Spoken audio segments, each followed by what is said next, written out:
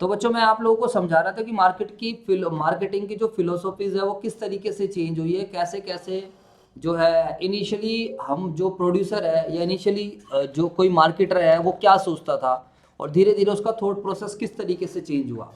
तो अब हम बात करते हैं, जब प्रोडक्शन कॉन्सेप्ट की बात करी जाती है तो प्रोडक्शन कॉन्सेप्ट में हमारा जो मार्केटर है या जो जो प्रोड्यूसर है उसका फोकस क्या था, quantity of product to be produce.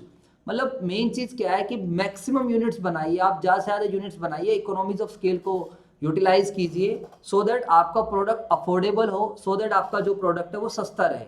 यहाँ पर हमारा जो मेन पर्पस था प्रोडक्शन कॉन्सेप्ट के अंदर, प्रॉफिट कमाना through large scale production. What does it mean? It simply means the product should be cheaper, the product should be affordable, so that large number of customer can buy it. In production concept there was no focus on what the customer wants, what is the need of the customer, what is the desire of the customer, but the focus was on scalability, the focus was on minimizing the cost. So that was the main, मतलब you can say कि that was the main criteria in the production concept. Sell देखो लिखा हुआ main theme, sell what you can produce, यानी कि आपने जो बना दिया वो बेचो। आपने देखा होगा पहले ऐसा होता भी था, दुकानदार कुछ लेने आ रहा है, सॉरी कस्टमर कुछ लेने आ रहा है दुकानदार पर, लेकिन सेलर उसको वो नहीं बेच रहा है जो कस्टमर को चाहिए है, सेलर उसको वो दे रहा है जो कस्टमर जो सेलर के पास है। अपने प्रोडक्ट को अच्छा बता के और जो कस्टमर मांग रहा है उसके अंदर 10 कमियां बताकर। समझ में आ रही है बात या नहीं आ रही? ये था कॉन्सेप्ट पहले। तो बेसिकली ये था जब आपका प्रोडक्शन कॉन्सेप्ट की अगर हम बात करते हैं तो यहाँ पर अगर हम बात करते हैं मेन थीम हो गया sell what you can produce, हो गया practice when demand is more than supply. ये जनरली हम तब फॉलो करते हैं जब किसी प्रोडक्ट की डिमांड क्या है उसकी सप्लाई से ज़्यादा है। प्रॉफिटेबिलिटी की बात करते हैं तो ये शॉर्ट रन में है, देखो लॉन्ग रन में कस्टमर समझ जाते हैं कि जो चीज़ हमें चाहिए वो चीज़ हमें नहीं मिल पा रही है। अभी आप देखना धीरे धीरे किस तरीके से जो है क्या प्रोसेस चेंज हुआ है और मार्केटर की पॉलिसीज कैसे चेंज हुई है। डोमिनेंट एरिया आप देखोगे मिड 19th सेंचुरी के मिड में था ये, या फिर आप कह सकते हो इसको अर्लियर 20th सेंचुरी, तो 2000 की जो है 27th सेंचुरी की स्टार्टिंग में था ये। ठीक है जी, आगे चलते इसके बाद क्या लिखा, प्रोडक्ट कॉन्सेप्ट आया। पहले प्रोडक्शन कॉन्सेप्ट था, इसके बाद प्रोडक्ट कॉन्सेप्ट आया। प्रोडक्ट कॉन्सेप्ट का क्या था कि भाई आप अपना प्रोडक्ट बनाओ, लेकिन प्रोडक्ट जो भी आप प्रोडक्ट बना रहे हो that product should be differentiated, that product should be like आपका जो कॉम्पिटिटर है वो उस तरीके का प्रोडक्ट ना दे पाए। यहाँ पर रेट वाली बात नहीं थी, यहाँ पर था कि फोकस किस चीज पर था, quality and performance of the product. Like मैं अगर एप्पल की बात करता हूँ तो एप्पल आज भी इसी वाली चीज पर को फोकस करता है, वो प्रोडक्ट डिफ्रेंशिएशन वाली स्ट्रेटेजी फॉलो करता है। एप्पल जो है मार्केट में जब प्रोडक्ट्स देता है तो वो प्राइस को कंसिडर नहीं करता, वो ये नहीं देखता कि मेरा कॉम्पिटिटर किस प्राइस पर प्रोडक्ट दे रहा, नहीं। एप्पल क्या करता है, ये देखता है कि मैं अपने कस्टमर को क्या क्वालिटी और अच्छी दे सकता हूँ। एप्पल इसलिए प्राइस स्कीमिंग कॉन्सेप्ट फॉलो करता है। इनिशियली वो अपने प्रोडक्ट को जो भी नया प्रोडक्ट लॉन्च करता है उसका काफ़ी ज़्यादा प्राइस चार्ज करता है, आप सब बच्चों ने देखा भी होगा। जैसे कि आईफोन 14 प्रो की अगर हम बात करते हैं तो अभी यहाँ पर कितने रुपए का चार्ज हो, कितने रुपए का बेचा जा रहा है। दूसरी कंट्रीज में आईफोन 15 भी शायद लॉन्च हो गया, I am not sure, but still यहाँ पर आईफोन की जब आप मार्केटिंग स्ट्रेटेजी देखोगे तो उनका टारगेट भी एक रेलिवेंट ऑडियंस रहती है, हाई क्लास लोगों को अट्रैक्ट करता है, खास तौर से अपने न्यू प्रोडक्ट पर। और यहाँ पर उसकी जो स्ट्रेटेजी रहती है प्रोडक्ट को डिफ्रेंशिएट करना और प्रोडक्ट की क्वालिटी को इम्प्रूव करना, सो दैट कि जो कस्टमर है वो खुद ब खुद नए प्रोडक्ट को लेना चाहे। ठीक है जी। Management orientation sales oriented concept चलता है।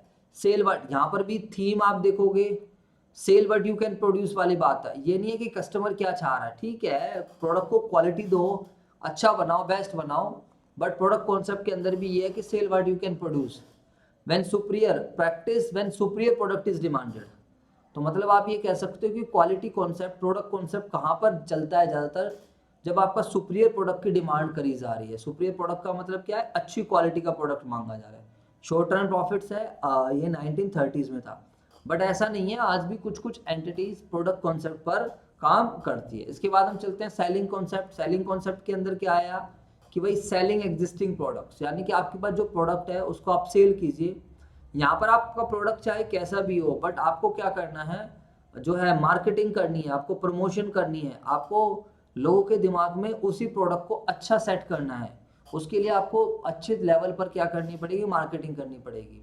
और यहाँ पर प्रॉफिट आपको कमाना है, profit through higher volume of sale, यानी कि सेल्स की क्वांटिटी ज़्यादा सेल करके, यानी कि ज़्यादा यूनिट्स बेचकर आपको प्रॉफिट क्या करना है, अर्न करना है। ठीक है जी।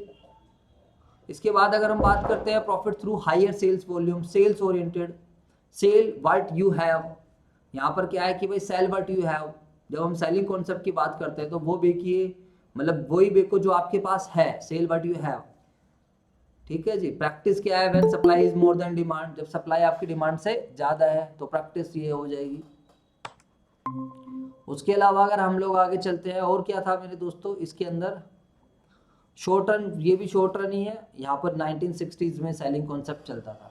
अभी मार्केटिंग और सेलिंग, देखो सेलिंग कॉन्सेप्ट में बेसिकली ज़्यादा फोकस किस चीज़ पर हो रहा था, आप प्रोडक्ट को सेल कीजिए, आप अपनी मार्केटिंग स्ट्रेटेजी बनाइए, सेल्स प्रमोशन कीजिए, प्रमोशन एक्टिविटीज़ कीजिए, कुछ भी कीजिए, बस प्रोडक्ट को सेल करने पे ज़्यादा फोकस था।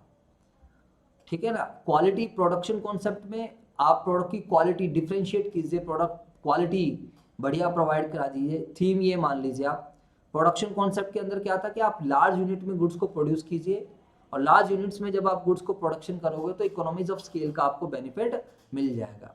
मार्केटिंग कॉन्सेप्ट जब से आया तो मार्केटिंग कॉन्सेप्ट के अंदर ये चीज़ आई कि मार्केटिंग कॉन्सेप्ट कहती है एक सेलर है और एक बायर है। सेलर कुछ प्रॉफिट्स कमाना चाहता है, सेलर के पास कुछ सामान है, गुड्स है या सर्विसेज है।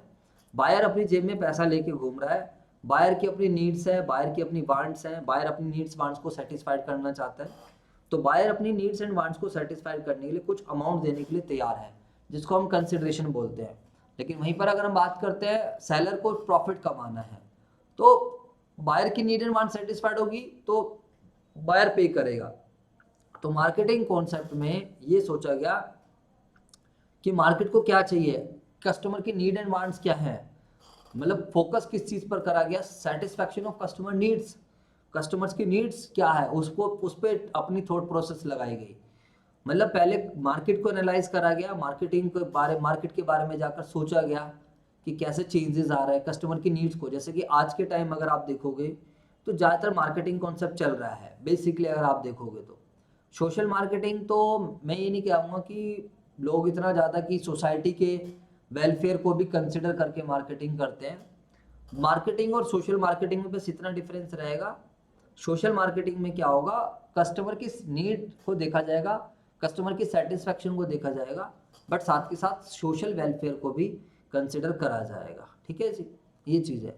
तो आज के टाइम मार्केटिंग, आज के टाइम प्रोडक्ट बाद में आता है, पहले मार्केट का एनालिसिस करा जाता है। आप लोगों ने देखा कि लोगों के पास टाइम बड़ा कम है, लोगों का पेशेंस लेवल भी काफ़ी कम हो चुका है, लोगों को सब चीज़ें इमीडिएट चाहिए। तो आप देखो ओला, उबर, कितनी सारी जो है स्टार्टअप्स आए, कितनी सारी चीज़ें ऑनलाइन आई। ठीक है, क्यों, उसका रीज़न क्या है, क्योंकि अब ऑनलाइन क्लासेस तक भी होने लग गई है, ऑनलाइन कितने सारे काम होने लग गए हैं। तो मार्केट को जो चीज़ चाहिए वो चीज़ अगर सेलर प्रोवाइड कराएगा तो वही अच्छा प्रॉफिट्स कमा पाएगा। यहाँ पर फोकस था satisfaction of customer needs, integrated marketing techniques लगाना, profit through customer satisfaction. Product बेचकर प्रॉफिट नहीं का। यहाँ पर क्या होता है, अगर आप लोगों ने देखा हो, यूट्यूब की मैं बात करूँ या फिर किसी भी ऑनलाइन एप्लीकेशंस की बात करता हूँ, या फिर आप किसी को भी देख लीजिए, स्टार्टिंग में फ्लिपकार्ट आया, अमेजोन आया, पेटीएम आया, गूगल पे आया, सब ने क्या करा, कैशबैक दिया। सब ने इतना कैशबैक दिया कस्टमर को कि कस्टमर को हमारे ऊपर ट्रस्ट हो जाए। वैसे तो कोई भी कस्टमर यूज़ नहीं करेगा हमारी ऐप, तो चलो फ्री में राइड्स देते हैं। उबर को आप देखो, उबर ने फ्री में राइड्स प्रोवाइड कराई, वही पेटीएम ने कितना सारा कैशबैक दिया। तो कहीं ना कहीं एक बिलीव बनाना, एक लोगों को चीज़ों को एक्सेप्ट कराना कि पहले कस्टमर क्या होना चाहिए, सेटिस्फाइड होना चाहिए। देखा हो कि ऑनलाइन जब ई वेबसाइट्स वगैरह आई, ई कॉमर्स प्लेटफॉर्म्स आए, तो कैश ऑन डिलीवरी का ऑप्शन दिया गया। अगर वो कैश ऑन डिलीवरी का ऑप्शन नहीं देते तो आधे कस्टमर तो सेटिस्फाइड ही नहीं होते। अरे यार क्या पता हमारा पैसा लेके ना भाग जाए, हमारा पैसा चला गया, अब उन्हें कस्टमर केयर को कॉल करते रहो। और इवन अगर आप भी देखोगे आज भी अमेजोन, फ्लिपकार्ट की क्या पॉलिसी है, आप प्रोडक्ट को यूज़ करके देख लीजिए। अगर आपको प्रोडक्ट पसंद नहीं आ रहा है तो आप क्या करा सकते हो, इसे एक्सचेंज करा सकते हो, इवन रिटर्न भी ले लेते हैं। अगर कोई प्रोडक्ट डिफेक्टिव वगैरह है तो कुछ मना भी नहीं करते हैं, कुछ लोग इसका मिसयूज़ भी करते हैं। वहीं अगर आप प्रैक्टिकल लाइफ में खुद किसी शॉपकीपर से सामान खरीदो, उसको 2 दिन बाद आप सामान वापस करने जाओगे तो शायद मुंह बनाएगा, बोलेगा यार ये क्या है, मतलब तुम्हें नहीं लेना था तो पहले क्यों आए, ये सब चीज़ें हैं। तो कहीं ना कहीं ये जो आपको सिखाया जा रहा है that is marketing concept. Customer की नीड्स एंड वांट्स को सेटिस्फाइड करके you have to earn the profit. समझ में आई बात या नहीं? जल्दी से बताओ फटाफट। कंज्यूमर ओरिएंटेड है, यानी कि ध्यान कहाँ पर है? Produce what you can sell. यहाँ पर था सेलिंग में सेल व्हाट यू हैव, लेकिन यहाँ उल्टा चक्कर है, कह रहा भाई उतना ही प्रोडक्शन करो जितना आप क्या कर सकते हो, सेल कर सकते हो। लोगों से पहले मार्केट का एनालिसिस करके एनालाइज कर लीजिए how much you want to produce. ठीक है जी, मतलब हाउ मच इज द क्या बोलते हैं उसको, requirement of the demand, how much is the demand of the market, market की क्या डिमांड है। उसके बाद क्या है, when customers wants, when customer practice, when customer needs and wants are important. कब हम इसको प्रैक्टिस करेंगे? जब कस्टमर की नीड्स और वांट्स इंपॉर्टेंट है, long term profitability and growth है, फ्रॉम 1970 से आया है ये। ठीक है जी। अब देखो सोशल मार्केटिंग में क्या है, मार्केट को भी लेकर चलो, साथ में सोसाइटी को भी लेकर चलो। सोसाइटी ने हमें इतना कुछ दिया है तो हमें, हमारी कुछ जिम्मेवारी है सोसाइटी की रिस्पॉन्सिबिलिटीज को भी पूरा करने की। तो satisfaction of customer needs and societies welfare, इसको आप सेटिस्फाइड कीजिए कस्टमर की नीड्स को, साथ में सोशल वेलफेयर। अगर आप देखोगे आजकल, तो आजकल अगर आप ऐड भी देखोगे तो ऐड भी कुछ इमोशंस के साथ आते हैं। तो कई बार आपको ऐसा लगेगा कि यार ये एंटिटी जो है, ये एंटिटी खाली प्रोडक्ट बेच नहीं रही है, they are not earning profits only, they are also creating the emotions, they are also connecting with the peoples. अगर हम रतन टाटा जी की बात करें तो रतन टाटा जी यहाँ पर बिल्कुल सही सेट होते हैं। उनकी एंटिटी का खाली फोकस कस्टमर के नीड्स एंड वांट्स को सेटिस्फाइड नहीं करना नहीं है, but they also do activities, they also give focus on societies welfare. समझ आई बात है नहीं? इंटीग्रेटेड मार्केट टेक्निक्स और प्रॉफिट थ्रू कस्टमर वो यहाँ पर सोशल वेलफेयर वर्ड को साथ के साथ लगा कर चलना। Profit through customer satisfaction and social welfare orientation, produce what you can sell along with protection of consumer and societies welfare. तो मतलब मेन थीम क्या है, जब सोशल मार्केटिंग कॉन्सेप्ट में जा रहे हैं तो आप वो चीज़ प्रोड्यूस कीजिए, produce what you can sell. मतलब ये नहीं है कि पहले से प्रोडक्शन करके रख दो, नहीं, पहले मार्केट को एनालाइज कर लीजिए, मार्केट की डिमांड को देख लीजिए, लेकिन आप उतना प्रोडक्शन कीजिए जितना आप बेच सकते हो, और साथ के साथ आपको जो है सोसाइटी के वेलफेयर को भी कंसिडर करना है। व्हेन कस्टमर प्रैक्टिस क्या है, when customer satisfaction social welfare desire, ये लॉन्ग टर्म है, दोनों के दोनों मार्केटिंग या सोशल मार्केटिंग, दोनों के दोनों कॉन्सेप्ट क्या है, लॉन्ग टर्म है। अगर आप सोशल मार्केटिंग कॉन्सेप्ट फॉलो करोगे तो मेरे दोस्तों लॉन्ग टर्म के साथ साथ आपकी जो है एक इमेज क्रिएट हो जाएगी। ध्यान रखना, आपकी क्या है, एक पब्लिक इमेज भी बन जाएगी। जैसे हम रतन टाटा जी की बात करते हैं तो उनकी एक पब्लिक इमेज है। समझ आई बात ही नहीं है? ऐसा रिलायंस के रिगार्डिंग इतनी ज़्यादा कुछ खास पब्लिक, रिलायंस प्रॉफिट कमाता है, अच्छी बात है, बट जहाँ पर हम सोशल वेलफेयर की बात आती है तो वहाँ पर हम किसको ज़्यादा प्रेफर करेंगे या किसको ज़्यादा नाम देना जाएगा, जो है टाटा को। ठीक है जी, 1990 से आया है ये। अब हम चलते हैं, हमारा एक छोटा सा कॉन्सेप्ट और था, मार्केटिंग और सेलिंग में क्या डिफरेंसेस है, ये भी हम लोग अभी देख लेते हैं।